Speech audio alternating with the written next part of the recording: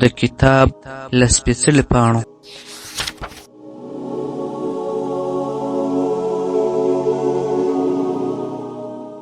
د اروپا مورخین لیکي د بنو امیه په اسلامي دور کې مسلمانانو یوازې په نیمه پیړۍ کې نیمه نړۍ فتح کړه. د مسلمانانو یو نسل دومره فتحې ترلاسه کړې چې د روم امپراتورۍ هغه په 800 کلونو کې هم نه وې ترلاسه کړې، او دا د بشریت په تاریخ کې تر ټولو حیرانوونکي فتوحات ول.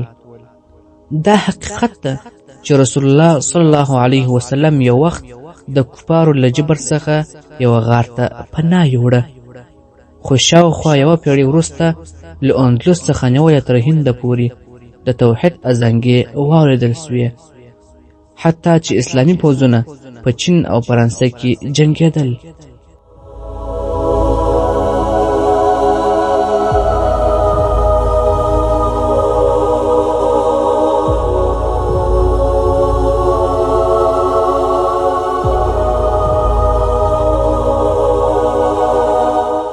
د کتاب له سپېڅلو پاڼو.